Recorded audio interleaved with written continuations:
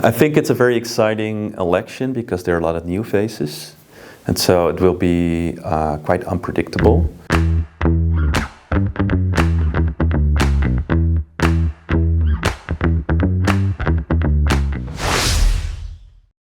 The Hot Politics Lab is a lab that consists of political scientists, communication scientists, and psychologists.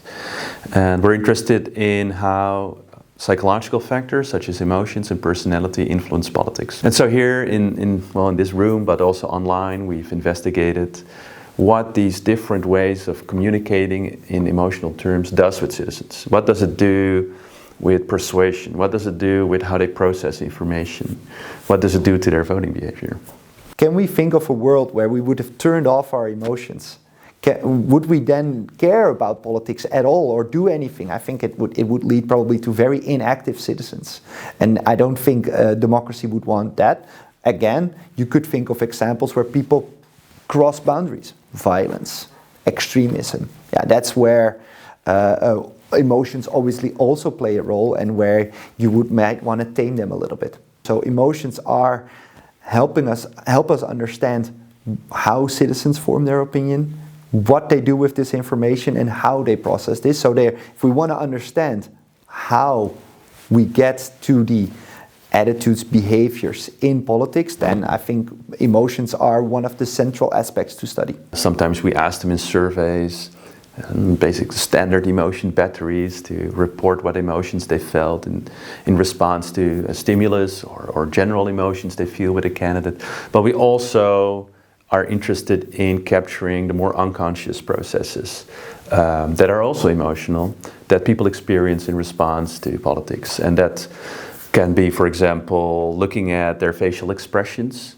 but it can also be at the level of the brain, where we use EEG or fMRI. We have used facial electromyography, which is basically measuring activity of around facial muscles. And so the corrugator is one muscle that we have measured frequently and is known to be activated when people experience negative affect.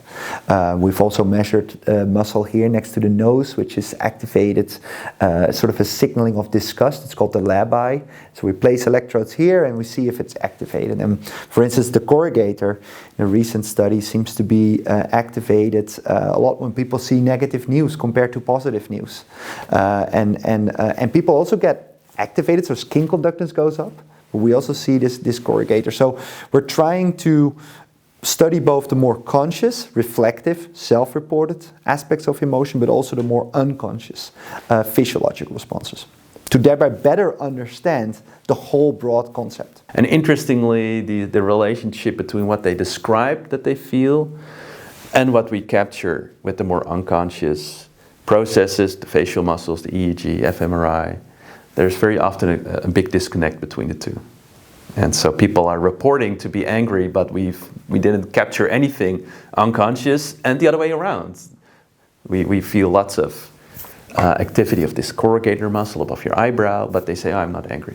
The science led us to conclude that there is really no difference between people on the left and right in the extent to which they're physiologically responsive to threats. And that has shaped a lot of our thinking, or at least my thinking, in this research.